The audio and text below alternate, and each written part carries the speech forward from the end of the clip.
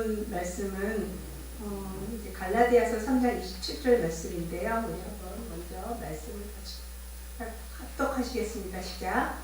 여러분은 모두 세례를 받아 그리스도와 하나가 되고 그리스도를 옷으로 입은 사람들이기 때문입니다. 아멘. 그리스도로 옷 입는다는 표현을 이제 성경에서 좀 찾아보게 되었는데 의외로 재미나더라고요. 예. 우리나라는 의식주라는 표현이 있죠. 우리나라는 옷을 되게 중요시해요. 말에서 얘기하는 것처럼 의식주니까 옷이 제일 먼저고 그 다음이 먹는 거고 그 다음이 거하는 것, 집이죠. 그래서 뭘 의미하죠? 이게 체면 중심 문화예요. 그래서 다른 사람한테 어떻게 보이느냐 이게 참 중요한 이제 어떤 문화적인 전통을 가지고 있어요. 실은 저는 잘 아시는 것처럼 의료학과를 나왔잖아요. 의료학과 나왔는데 저희 대학교 다닐 때 교수님 중에 한 분이 그 의식주라는 말을 365일 하시는 분이 있으셨어요.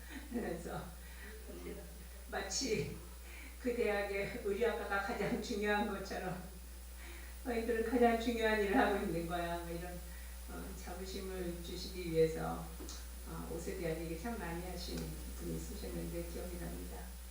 예, 이제 옷을 입는다, 그리스도로 옷을 입는다 이렇게 얘기를 하면 우리가 이제 그 말씀 가운데서 이제 하나하나 찾아가면서 특별히 그 그리스도로 옷을 입지 않은 반대의 경우부터 한번 말씀으로 찾으면서 그 경우부터 한번 보려고 합니다. 예, 그래서 우리 옷에 반대되는 그리스도의 옷과 반대되는 개념에 대해서 로마서 13장 말씀 같이 한번 읽어볼게요. 시작. 밤이 깊고 낮이 가까이 왔습니다. 그러므로 우리는 어둠의 행실을 벗어버리고 빛의 갑옷을 입읍시다. 낮에 행동하듯이 단정하게 행합시다. 호사한 연애와 술 취함, 음행과 방탕, 싸움과 시기에 빠지지 맙시다. 주 예수 그리스도 다시 시작. 주 예수 그리스도로 옷을 입으십시오. 정욕을 채우려고 육신의 일을 꾀하지 마십시오. 아멘. 네. 요 말씀 이제 12절부터 14절 말씀을 이렇게 보면 특히 이 13절 말씀에 보면 이 어둠의 행실에 해당하는 것이 무엇인지 좀 나오잖아요. 그렇죠? 여러분이 찾으실 수 있죠. 이 어둠의 행실이 13절을 보면 뭐예요? 말씀해 보시겠어요? 그렇죠? 호사한 연회. 호사한 연회가 뭐예요? 과다하게, 호사스럽게 낭비하면서 남한테 과시하는 연회 자체가 없을 수는 없잖아요. 우리 인생 살면서. 근데 어쨌든 몹시 호사스러운 연애와 그다음에 술 취함, 그렇죠? 술 취함. 이게 지금 어둠의 행실이라고 얘기하고 있어요. 그 다음에 음행. 음행은 다 아시죠? 음행과 그 다음에 방탕, 그 다음에 싸움과 시기. 이게 어둠의 행실의 옷이에요. 그러니까 이것과 반대되는 개념이 이제 빛의 갑옷이라고 성경에서 표현하거든요. 이게 우리가 말씀을 특히 이 어둠의 행실에 관련된 말씀은 반복적으로 나와요. 성경에서 우리 사복음서 이제 특히 그 사도행전이나 이런 뒤쪽에 이제 서신서 부분에서 반복적으로 나오거든요. 우리가 어둠의 옷을 벗어버리자, 빛의 갑옷을 입자. 지금 이렇게 추상적 개념이지만 성경에서는 굉장히 직접적인 개념으로, 그렇죠? 옷을 입는다, 벗는다 이러잖아요. 그러니까 옷을 입을 수도 있고 벗을 수도 있어요, 그렇죠? 옷을 벗으면 부끄럽죠, 나체니까. 그래서 계시록에 보면 너희가 옷을 벗어서 옷을 벗으면 부끄러우니까 옷을 사서 부끄러운 데를 가려라 이렇게 직접적으로 말씀을 하시거든요. 또 이 어둠의 행실에 관련되는 요 말씀은 이제 제가 번호로 한번 그 다음 거 보시면 번호를 매겨놨어요. 네, 여기 네 가지예요. 한번 읽어볼게요. 시작. 호화로운 연애와 술 취한 옷입니다. 음행과 방탕의 옷입니다. 싸움과 시기의 옷입니다. 정욕을 위한 육신의 일을 도모하는 옷입니다. 이 어둠의 행실의 옷에 대해서 이렇게 묵상해보는 게 필요해요. 우리가 성경 말씀을 두 가지 다 묵상을 해야 되거든요. 즉 우리가 적극적으로 해야 될 것도 묵상을 해야 되고요. 그 다음에 적극적으로 행하지 말아야 될 것도 묵상을 해야 돼요. 성경 뭐가 하지 말라고 하는 일인지를 우리가 말씀을 통해서 알아야 되는 거죠. 이게 왜 성경 말씀을 묵상이라는 것이 굉장히 중요하냐면 말씀을 묵상하고 깊이 생각하면 그것 자체가 힘이 있어요. 그러니까 우리가 예수 그리스도의 보혈의 공로를 의지하잖아요. 우리가 하나님 앞에 나아가고 기도하는데 우리가 하나님 앞에 나아가고 기도하고 예수 그리스도의 말씀을 붙잡고 강구할 때 하나님께서 도우시잖아요. 그렇죠? 그래서 우리가 정말 하나님의 말씀을 적극적으로 삶 가운데 실현할 수 있도록 하나님께서 도우신단 말이에요. 마찬가지로 이 어둠의 옷에 대해서도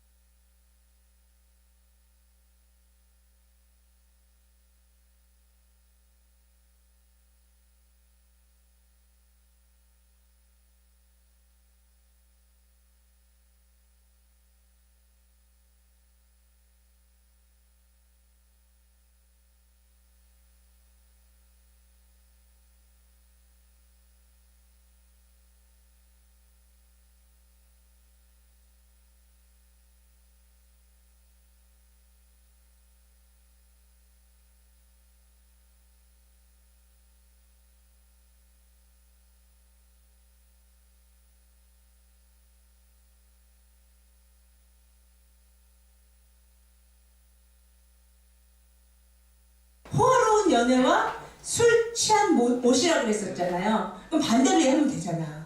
호화롭지 않은 연애. 그쵸? 누구나 할 수 있어요. 저 초등학생만 나와도. 저 오늘 오면서 종사님과 제가 굉장히 아주 즐거웠어요. 왜냐하면 주원이가 무슨 찬양이었죠?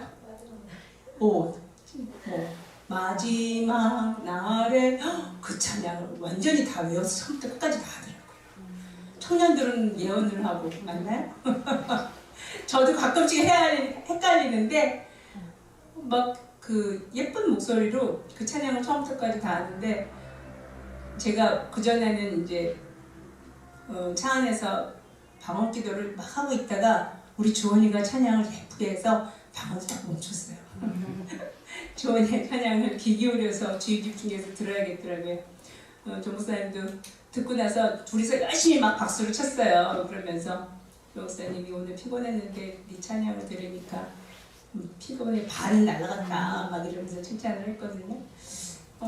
정말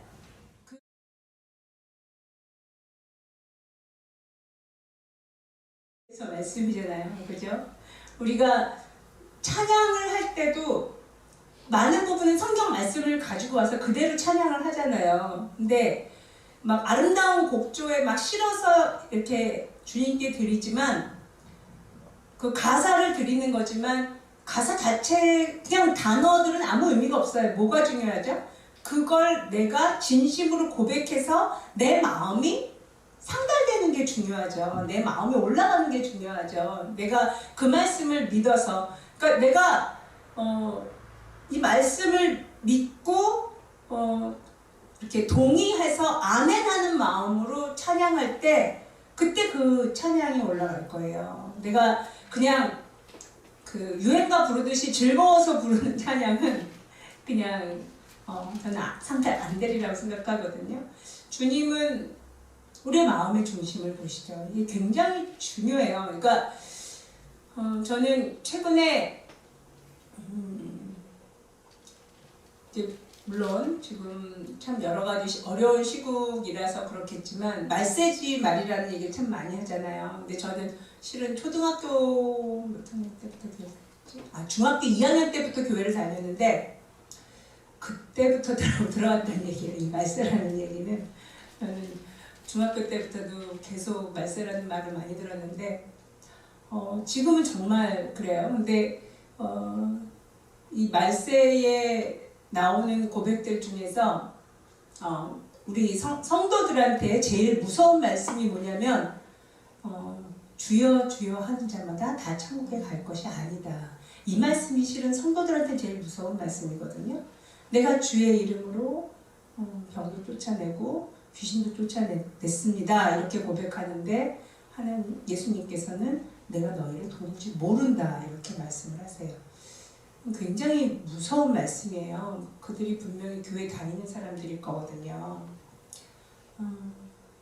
관건은 우리의 마음의 중심을 항상 꿰뚫어 보시는 주님. 내가 말씀을 그냥 글을 읽는 것이 아니라 이 말씀이 생명이 되게 하기 위해서 말씀을 보고 묵상하는 그것이 너무나 중요합니다. 그래서 이제 화롭지 않고 검소한 연애는 필요해요. 우리 칠순잔치도 하고 팔순잔치도 하고 돌잔치도 하고 결혼도 하고 모든 잔치에는 연애가 있죠. 근데 그것이 허화스럽지 않게 검소한 연애. 그 다음에 술 취하지 않은, 술은 먹어도 되거든요. 왜냐하면 성경에 나와 있잖아요. 너희가 디모데한테 한 말이 있잖아요. 네가 자주 나는 위의 비위 상함을 인하여 포도주 좀 먹어라 이런 말씀이 있거든요. 약으로 먹을 수 있어요. 근데 이제 취하고 즐기기 위해서 먹으면 안 되는 거죠. 술 취한다는 건 성경에 보면 이렇게 명백하게 안 된다라고 얘기하고 계시니까.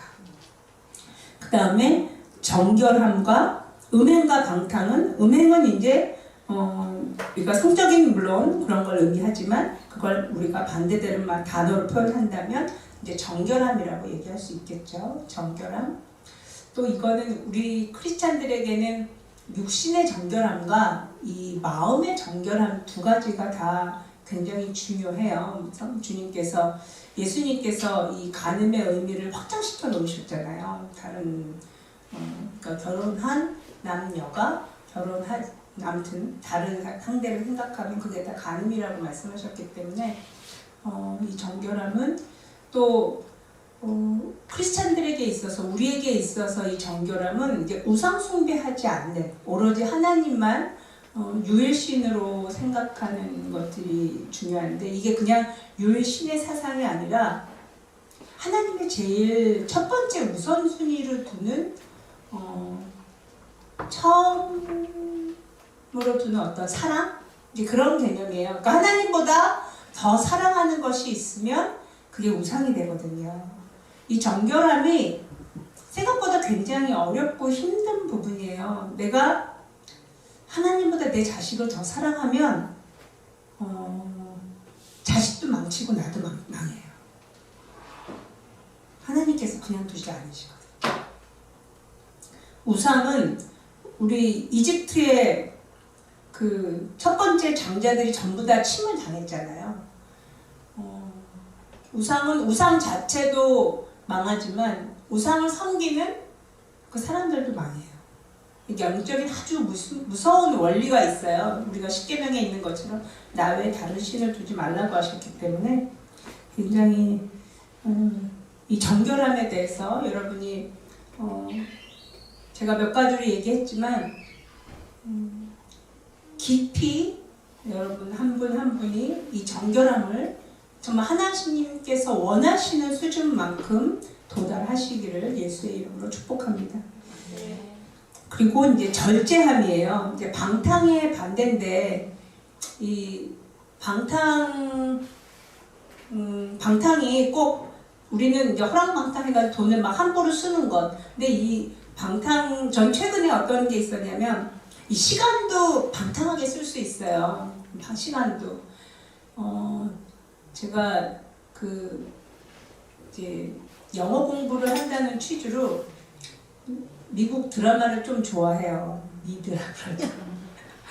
그래서 한동안 이제 이렇게 같은 걸 계속 반복해서 보는 거예요. 한번 본 거를 반복해서 보면서 이제 자막 없이 보면서 영어 리스닝을 키우는 방법인데 꽤 도움이 돼요. 저는 리스닝이 많이 튀었거든요. 근데 최근에 새로운 미드를 하나 또 발견을 했잖아요. 그래가지고 좀 열심히 보다가 어느 날 딱 거기까지 보고 끊었어요. 왜냐면 이거 시간에 방탕하면 되겠구나. 내가 이걸 절제하지 않으면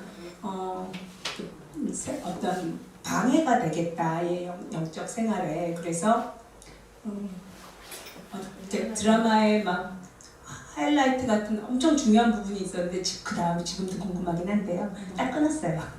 끊고 이제 당분간은 안 보리라 지금 그러고 있는데 이 시간의 무절제 그리고 돈의 무절제 또 어떤 욕망에 대한 무절제 이제 그런 모든 것들을 방탕이라고 생각하실 수 있을 거예요. 그래서 그 방탕함에 반대되는 것 절제함으로 옷을 입는 것 그것이 그리스도의 옷을 입는 것이다 이렇게 얘기할 수 있어요. 그 다음이 싸움의 반대로 이제 평화. 이 평화와 자족인데 이 자족의 유익에 대해서는 이제 바울 사도가 고백한 말들이 있죠. 자족하는 법을 내가 배웠다. 부하는 곳에도 처할 줄 알고 가난한 곳에도 처할 줄 안다. 왜냐하면 그 어떤 상황이 돼도 그 마음에 평화가 끊이지 않는 거거든요. 내가 부한데 있건 가난데 있건 혹은 그러니까 주변의 어떤 상황과도 상관없이 내 안에 그리스도의 평강으로 가득 채워져 있는 상태. 그런 상태면 실은 싸움을 피할 수가 있어요. 그 감정을 좀 객관적으로 보는 것들이거든요. 그 다음에 마지막으로 이제 영의 일을 도모하는 것입니다. 이렇게 이제 그 어둠의 옷이라고 생각하는 거에 반대되는 개념으로 이제 하나님의 그 말씀으로 생각하면서 그리스도의 옷, 낮의 갑옷을 한번 생각을 해본 거고요. 다음에 이제 구체적으로 나와 있는 성경의 그리스도의 옷에 대해서 골로새서 3장 12절 말씀 같이 한번 읽어볼게요. 시작. 그러므로 여러분은 하나님의 택하심을 입은 사랑받는 거룩한 사람답게 동정심과 친절함과 겸손함과 온유함과 오래 참음을 옷 입듯이 입으십시오. 아멘. 옷 입듯이 입으래요. 그러니까 이게 뭐예요? 이건 원래는 내 게 아닌 거예요. 이게 되게 중요해요. 그러니까 내 안에는 이런 요소가 없어요. 우리 스스로는 제가 봐도 저 자신을 봐도 이런 요소가 우리한테는 없어요. 이 주님께서 입으라 그러시는 이 동정심, 친절함, 겸손함, 온유함, 오래 참음을 이 말씀에 의거해서 주님 제가 이것을 옷 입기 원합니다. 주님 이 말씀이 제 안에 이루어지게 해주세요. 이렇게 내가 진심으로 주님 앞에 기도하면 이게 됩니다. 이게 말씀의 위력이거든요. 제가 이 성경 말씀을 이렇게 설교 시간 가운데 좀 길기도 하지만 많기도 하지만 이걸 계속 반복해서 하는 것이 내가 입술로 고백하는 것 자체가 큰 의미가 있어요. 요 다음 말씀 찾아볼게요. 베드로전서 4장 1절하고 2절. 네, 같이 하시죠. 그리스도께서 이미 육체의 고난을 받으셨으니 너희도 같은 마음으로 갑옷을 삼으라. 이는 육체의 고난을 받는 자는 죄를 그쳤으니 그 후로는 다시 사랑의 정욕을 따르지 않고 하나님의 뜻을 따라 육체의 남은 때를 살게 하려 함이라. 세 번역도 한번 볼게요. 시작. 그리스도께서는 육신으로 고난을 받으셨습니다.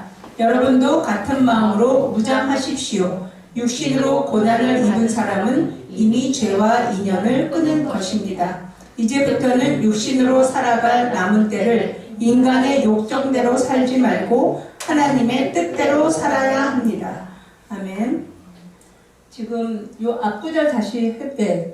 골로새서 3장 12절에서 한번 보세요.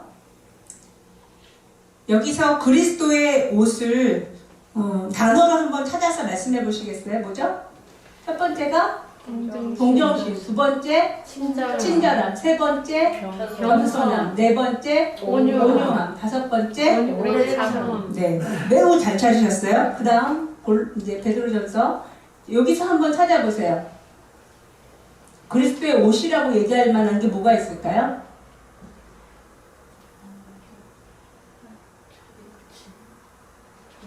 정욕을 따르지 않음. 정욕을 따르지 않음, 하나님의 뜻을 따름. 하나님의 뜻을 따름. 그것도 볼 수 있겠네요. 그렇죠. 죄를 그침. 그러니까 가장 근본적인 거, 죄를 그침. 이 죄를 그쳤다라고 표현을 하는데, 이 죄를 그쳤다라고 표현하고 지금 예수님께서 고난을 받으셨기 때문에 받으셨으니 너희도 같은 마음으로 갑옷을 입으라 그랬어요. 그러니까 갑옷은 옷보다 어때요? 좀 더 강한 개념이죠. 그러니까 옷은 겸손함을 옷 입는 건데 지금 이 죄를 그치는 그리고 그리스도께서 받은 고난을 생각하시면서 나한테는 안 맞는데 예수님 때문에 내가 그걸 참고 받아들이는 거예요. 이게 갑옷이에요. 이 갑옷에 대해서 세 번역은 어떻게 표현을 했냐면요. 마음으로 무장하십시오. 예. 아까 동정심은 그냥 옷을 입는 건데 이 죄를 그치는 거는 예수님의 고난을 생각하면서 내가 정말 이렇게 말씀을 적극적으로 따르기 위해서 내 의지와 내 모든 걸 다 가지고 하나님 앞에 나아가는 거예요. 뭐 기도와 금식을 하건 또 주님 앞에 알람을 해놓건 저는 자꾸 잊어버려요.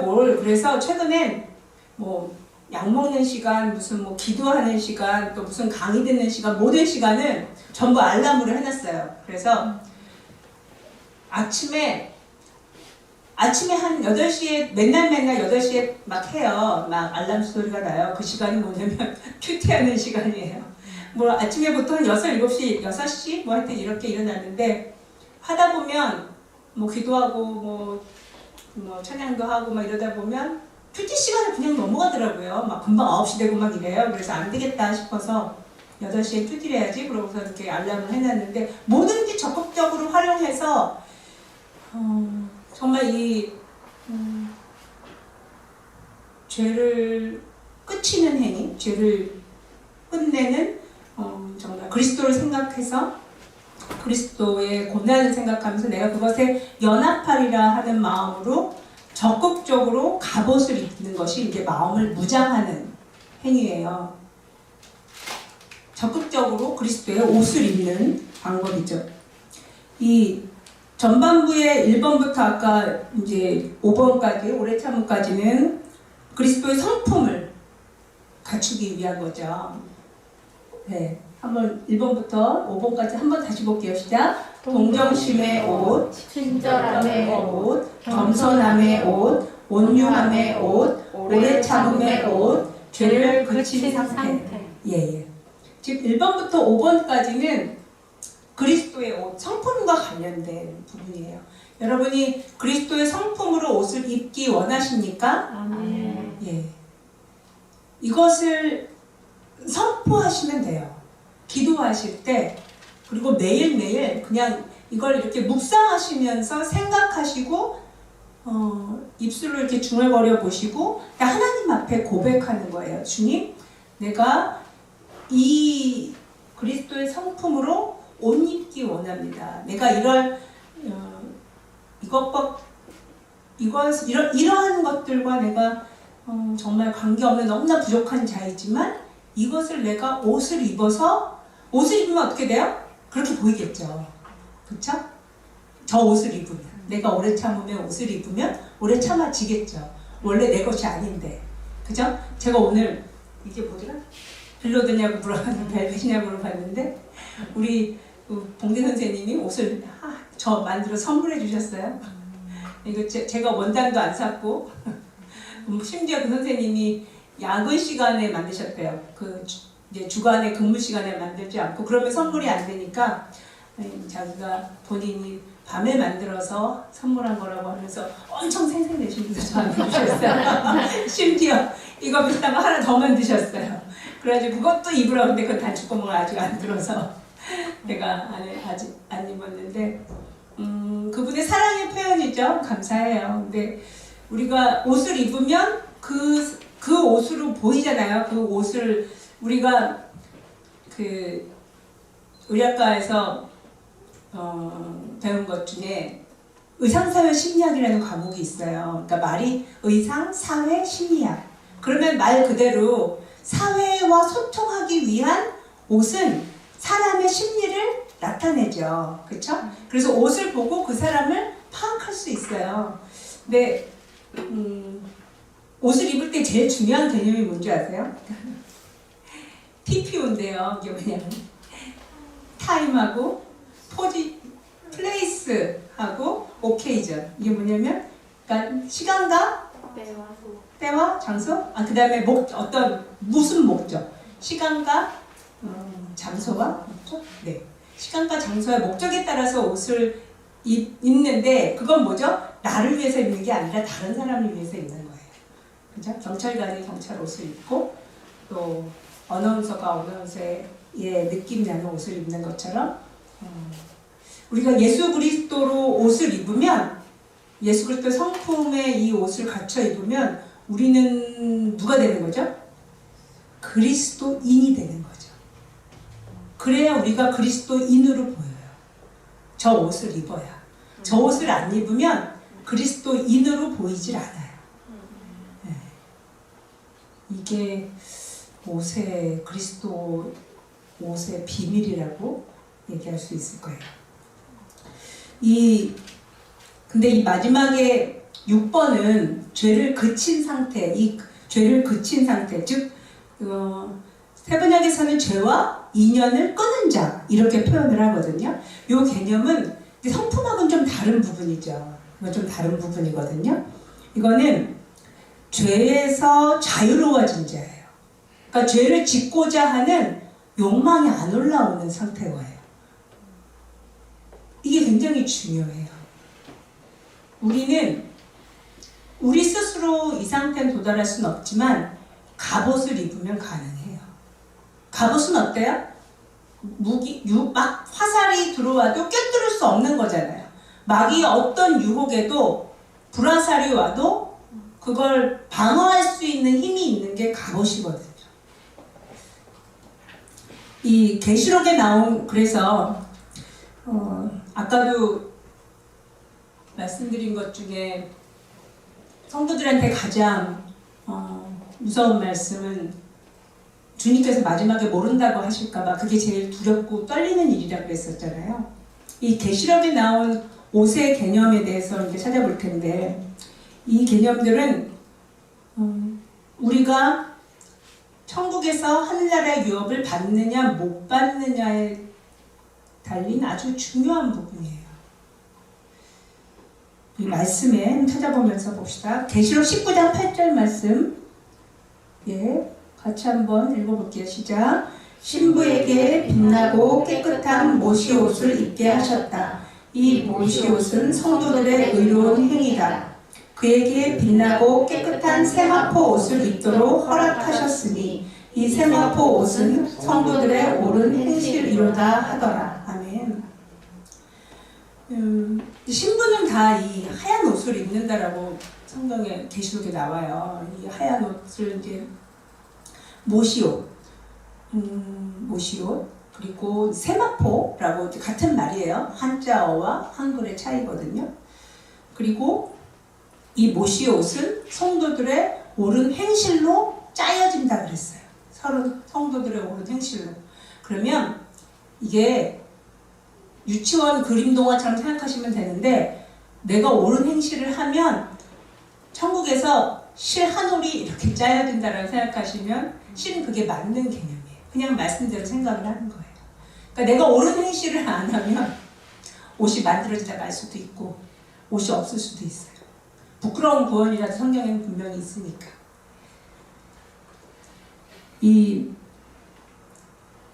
또한 계시록 7장 14절 말씀 같이 찾아서 봅시다. 시작. 이 뒷부분 7장 14절에 앞부분도 있고 뒤에 있는데 뒷부분이에요. 시작. 이 사람들은 큰 환난을 겪어낸 사람들입니다. 그들은 어린 양이 흘리신 피에 자기들의 두루마기를 빨아서 희게 하였습니다. 색깔 개념으로 생각하면 말이 안 되는 개념이에요. 두루마기를 예수님의 피는 빨갛잖아요. 피에 빨간데 빨간 피에 빨아가지고 옷이 흰색이 되었어요. 그러니까 색깔 개념에서는 말이 안 되지만 상징의 개념으로 봤을 때 우리가 이것이 이제 원칙이에요. 그러니까 우리가 예수 그리스도의 피에 두루마기를 빤다라고 표현하는 건 우리한테는 회개밖에 없어요. 우리가 정말 예수 그리스도께서 우리를 위해서 대속하시고 우리를 위해 피를 흘리신 그것을 묵상하면서 우리는 매일매일 회개 기도를 해야 돼요. 매일매일 회개 기도하면 할수록 우리가 깨끗해져요. 또 정결하게 되어진 우리들의 상태에서만 우리의 기도가 상달됩니다. 내가 정결하지 않으면 마음에 막 자범죄나 뭐 번잡스러운 것들로 인해서 가득 차 있는 상태에서 기도가 올라가질 않아요. 이게 영적인 원리거든요.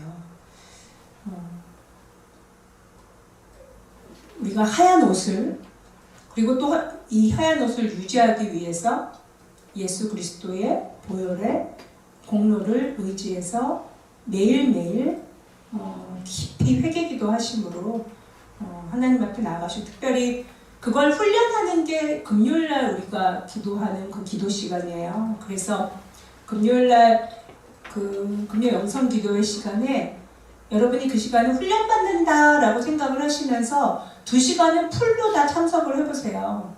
힘들어도 꾹 참고 그러니까 이게 훈련이 되려면 그러니까 제가 기도하는 걸 들으면서 그냥 따라하셔도 좋고요. 그냥 그걸 영어 공부에서는 쉐도잉이라고 그러는데 그냥 그 말을 똑같이 반복해서 얘기를 하는 거예요. 마치 찬양은 우리가 그 자리에서 작사 작곡하는 게 아니잖아요. 찬양 그냥 따라 부르잖아요. 마치 그런 것처럼 기도도 따라 하실 수 있어요. 이렇게 따라하시거나 아니면 회개기도 할 때 제대로 회개기도 하고 또 같이 합독할 때 합독하고 이러면서 2시간은 풀로 이렇게 기도에 집중을 해보세요. 내내 기도하는 거거든요. 특별히 뭐 다른 어떤 시간이 없어요. 2시간 내내 기도인데 그것이 훈련이 돼요. 그 다음에 계시록 3장 4절에서 5절 말씀 같이 읽어볼게요. 시작. 그러나 사대에는 자기 옷을 더럽히지 않은 사람 몇이 있다. 그들은 흰옷을 입고 나와 함께 다닐 것인데 그들은 그럴 자격이 있기 때문이다. 이기는 사람은 이와 같이 흰옷을 입을 것인데 나는 그의 이름을 생명책에서 지워버리지 않을 것이며 내 아버지 앞과 아버지의 천사들 앞에서 그의 이름을 시인할 것이다. 옷을 더럽히지 않는 사람이 있다라고 얘기하잖아요. 그 얘기는 거꾸로 얘기하면 옷을 더럽히는 사람이 있다는 얘기예요. 그죠? 예수 그리스도를 영접하고 악한 행실의 옷을 지속적으로 입는 사람은 천국에 갈 수 없어요. 영접 한 번만 한다고 그냥 천국 가는 게 아니거든요. 성경에 의하면 그래요. 이게 굉장히 중요한 개념이에요. 예수 그리스도를 믿는 자는 그리스도로 옷을 입어야만 해요. 옷을 입어야 그리스도인이 되는 거고 그리스도인만 그리스도의 신부가 될 수 있어요.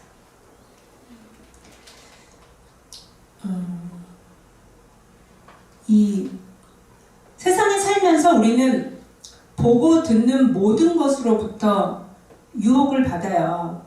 유혹을 받아서 이제 죄를 지으면 옷이 더러워지는 거죠. 그러니까 유혹을 받는 것을 최소화하는 건 우리가 적극적으로 할 수 있어요. 그게 뭐냐면 구별이에요. 선악이 아니라 내가 구별하는 거예요. 보는 것을 구별하고 듣는 것을 구별하고 행동하는 것을 구별하고 장소를 구별하고 내가 스스로 구별하는 거예요. 이건 어떤 사람은 어떤 장소에 가서 죄를 안 지을 수도 있어요. 근데 어떤 사람은 어떤 장소에 가면 죄를 지을 수 있어요. 내가 그것을 컨트롤할 힘이 없단 말이에요. 그러면 그곳에 가면 안 되는 거죠.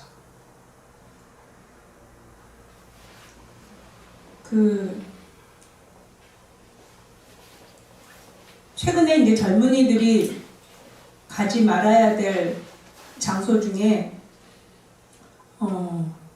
믿지 않는 친구의 집 이렇게 나와 있는 걸 봤는데 그게 뭐냐면 그러니까 집에서 늘 자고 집에서 늘 있을 때 아무 문제가 없는데 믿지 않는 친구 집에 가서 저녁에 같이 이제 그 나쁜 행동을 하는 거죠.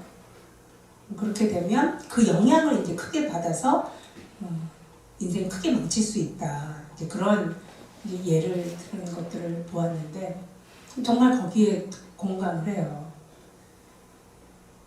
우리 집에서는 술도 안 먹고 담배도 안 하고 마약도 안 하는데 그 친구 집에서는 그걸 다 해. 근데 그 집에서 자면은 그걸 하게 될 확률이 커지죠. 당연하죠. 구분해야 되는 거거든요. 이 구분하는 걸 나만 구분하는 것이 아니라 나의 자녀에게 또 나의 가족들이 또 사랑하는 사람들이 이걸 할 수 있도록 돕는 것들이 필요해요. 그러니까 구분하는 거거든요. 즉 정결한 것을 세상에서 이제 구별하는 것들이 우리에게 필요합니다. 또 우리가 세상에서 부를 추구해요. 이 부를 추구하는 게 결코 악이 아니에요. 이 부를 추구하는 건 선과 악의 개념이 아니라 깨끗한 부자는 주님을 위해서 굉장히 많은 일을 할 수 있어요. 우리는 깨끗한 부자를 추구해야 합니다.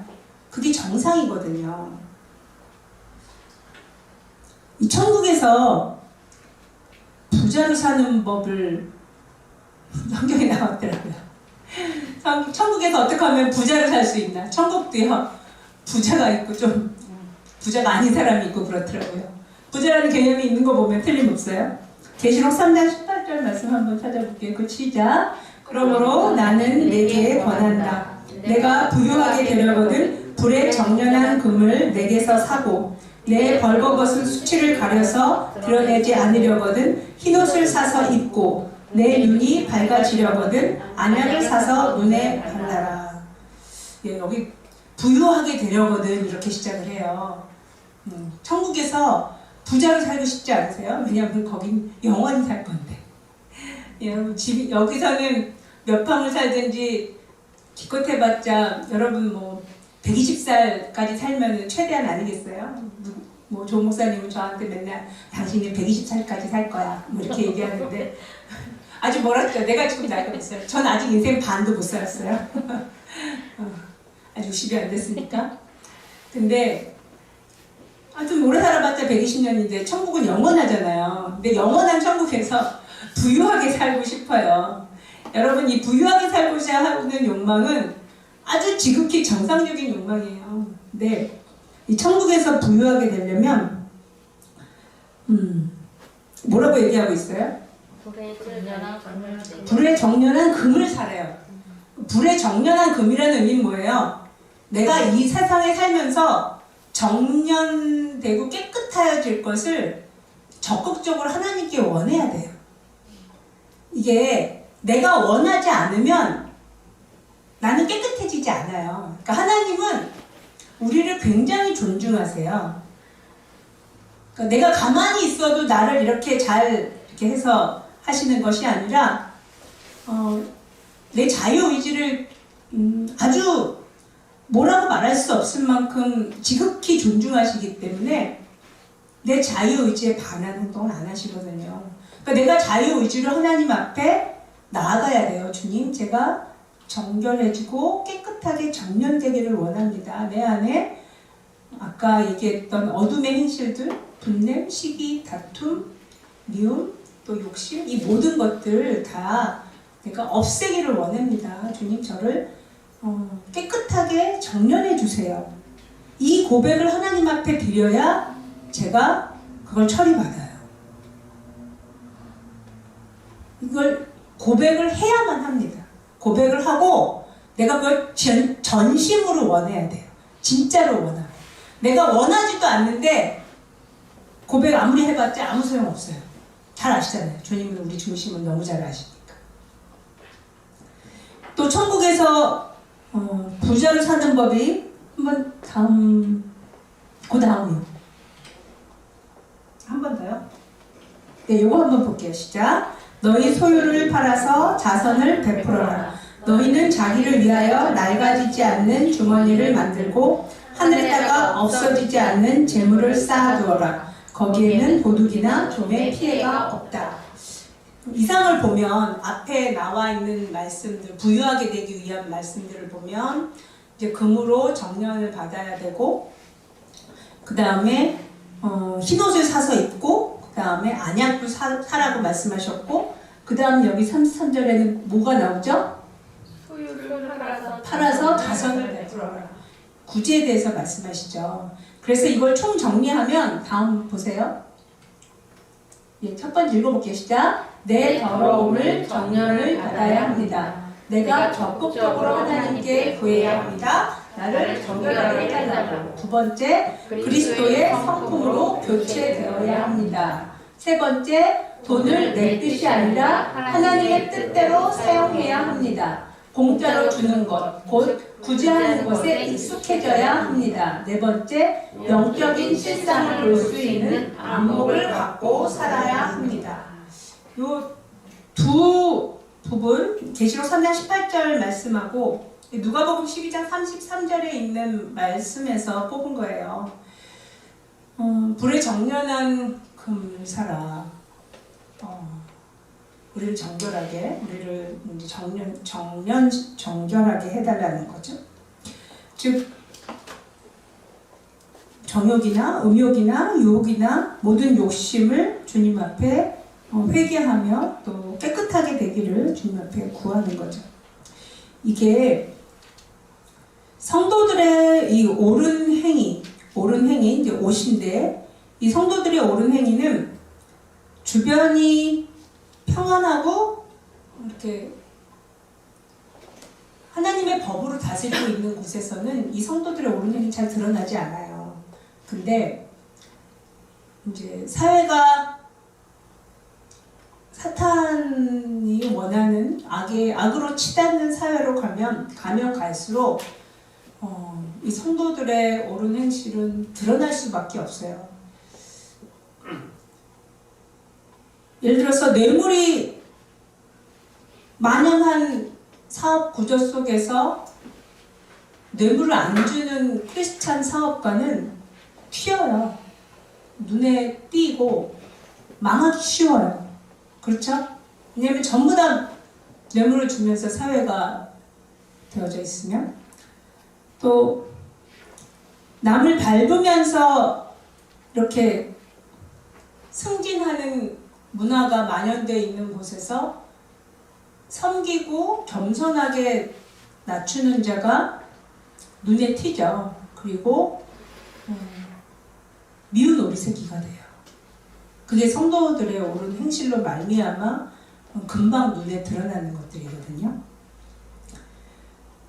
실은 저는 사회의 법이나 정치에 정말 과거에 아무런 관심이 없었어요. 크게 그냥 나 하나, 우리 속한 곳, 또 우리 교회, 하나님의 법에 신실하게 따르고 순종하면 된다고 생각을 했는데, 이 낙태법하고 동성애법이 이렇게 사회적 이슈가 되면서 그때부터 갑자기 막 투사가 됐어요.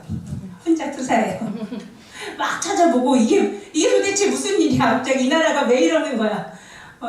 낙태와 이 동성애법은 하나님의 법을 정면으로 반대하는 악법이거든요. 또 서구의 역사들을 봐도 그것들을 통과시키면서 정말 그 나라가 전체가 사단의 나라로 되어져 가는 그런 것들을 이렇게 보면서 크리스찬 안티 문화가 막 생기고 또 아주 강해지고 사단을 숭배하고, 그거를 우리가 대적할 수밖에 없어요. 하나님의 법에 반대되는데 어떻게 그걸 찬성하겠어요? 대가를 치르는 것이 당연해요. 그리스도인들은 하나님의 말씀을 따라서 자신의 삶을 살아가고 또 그것이 맞다고 생각하기 때문에 거기에 맞는 행동을 해요. 비록 손해가 나더라도. 직장에서 회사의 유익이 되기 때문에 거짓말을 하라고 종용하는 회사들이 굉장히 많아요. 크리스찬들은 거기에 따를 수가 없는 거예요. 그러니까 내가 거짓말을 해서 소비자를 속이고 회사의 유익을 크게 해주면 회사는 좋아할지 모르지만 양심이 그걸 허락할 수가 없는 거죠. 그러면은 거짓말을 안 하면 회사에서 이렇게 당하겠죠? 위로부터 당하고 직장 동료들한테도 왜 너만 혼자 고고한 척 하냐고 그렇게 되겠죠? 근데 그렇더라도 그걸 이겨내야 되거든요. 말씀으로 하나님 안에서 싸워나가면서. 그러니까 믿음으로 확신을 가지고 삶을 개척해 나가야 되기 때문에 진실한 크리스찬들은 어디서나 개척자가 돼요. 사회가 악하면 악할수록.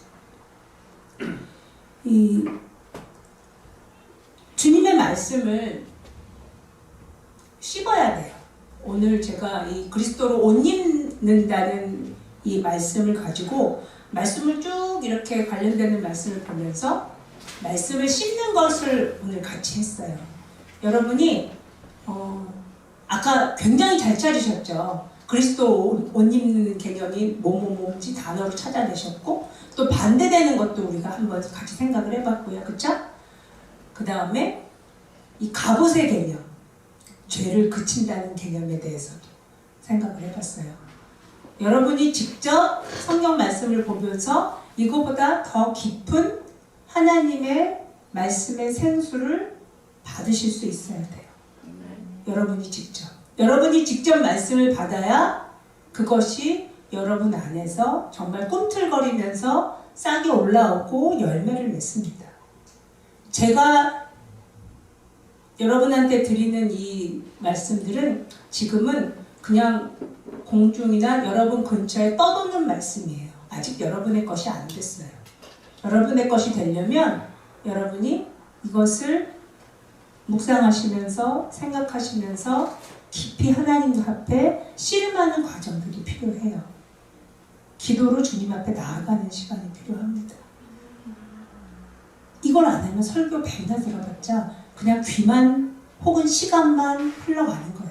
귀만 즐겁게 하다가 그래 맞아 좋은 얘기지 맞아 이러면서 그냥 시간만 흘려보내고 그래 나 오늘 수요일 예배 드렸어 이걸로 그냥 끝나는 거예요. 이거 정말 아까운 일이거든요. 우리가 귀한 시간을 그렇게 보내다는 건 너무나 정말 안타까운 일이에요.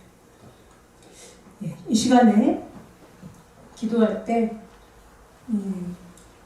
제가 그 결론이 요 4가지예요. 1, 2, 3, 4번인데 특별히 4번 이 영적인 실상을 가지고 볼 수 있는 이 안목에 대해서 이게 안약에 해당하는 말씀이거든요. 여러분이 이건 정말 안목이라는 표현밖에 할 수 없는데 어떤 사람은 많이 보고 어떤 사람은 조금 보고 어떤 사람은 보지 못해요. 이건 하나님께서 주시는 방법 외에는 없어요. 정말 하나님께서 이걸 여러분의 눈을 열어서 보게 해줘야 이걸 보는 거죠. 같이 기도할 때 이 1, 2, 3, 4번을 생각하시면서 같이 하나님 앞에 기도하시겠습니다.